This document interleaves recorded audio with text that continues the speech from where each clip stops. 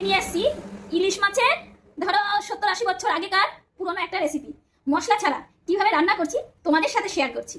খেতে কিন্তু অসাধারণ হবে, একবার খেলে বারবার খেতে ইচ্ছা করবে। আমি এটা কি দিয়ে বানাবো সেটা তোমাদের সাথে শেয়ার করছি, কিভাবে বানাচ্ছি, কি দিয়ে বানাবো। তার জন্য নিয়ে নিলাম কাঁচকলা। কাঁচকলা এটা কি কাঁচকলা সেটাও আমি জানি না, কেন আমি থাকি মহারাষ্ট্রে, নাগপুরে। কাঁচকলা আনতে বলেছি, এনেছে এটা।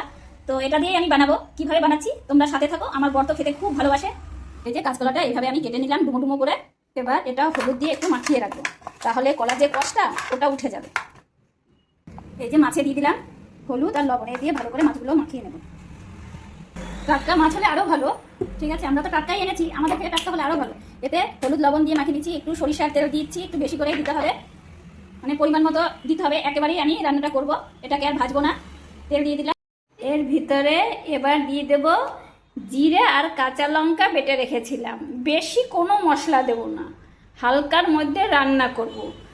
এটাই যে সবাই হাত চেটে চেটে খাবে। এই যে কাঁচকলাটা আমি ভালো করে ধুয়ে নিচ্ছি। এবার হলুদ মাখিয়ে রেখেছিলাম, এখানে আমি কড়াইও বসিয়ে দিয়েছি। দেখো কাঁচকলাটা কত সুন্দর ঝকঝকা হয়ে আছে, চকচকা। ধুয়ে নিয়েছি ভালো করে। এবার এটা আগে একটু ভেজে নেব। এখন কারেন্টটা যাওয়ারও দরকার ছিল। দেখো আমার সরিষার তেলটা গরম হয়ে গেছে। ইলিশ মাছে সরিষার তেল না দিলে ভালোই লাগে না, এর সেন্টটাই আলাদা। এবার কাঁচকলাটা আমি ভেজে নিচ্ছি। এই যে কাঁচকলাটা দিয়ে দিয়েছি, একটু ভেজে নিই। দেখো মশলা, সব মশলা দিয়ে মাছটা আমার মাখানো হয়ে গেছে। ও দারুণ লাগবে খেতে কিন্তু। আমার কাঁচকলাটা ভাজা হয়ে গেছে, এবার আমি তুলে নিচ্ছি এটা। এই দেখো কাঁচকলাটা তুলে নিয়েছি।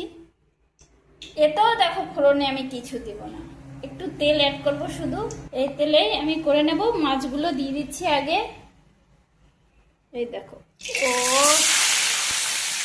দেখো এর সাথে আমি লেজাও দিয়ে দেবো। মাছগুলো আমি এপিট ওপিট করে দিলাম একটু। এবার যে মশলাটা দিয়ে মাখিয়েছিলাম সেটা এর ভিতরে দিয়ে দিলাম। এবার কাঁচকলাটাও দিয়ে দিলাম এর ভিতরে। দেখেছো কোনো মশলা নাই, কিন্তু খেতে দুর্দান্ত। এর ভিতরে দিয়ে দেবো মশলার বাটি ধোয়া জল। দেখো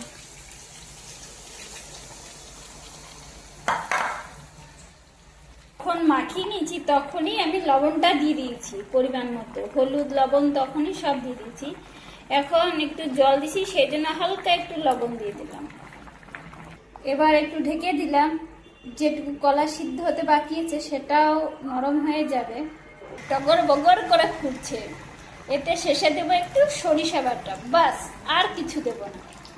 মাছটাও খুব সুন্দর এনেছে ওর বাবা, ঠিক আছে? মাছটার এত সুন্দর সেন্ট কি বলবো, জানো না।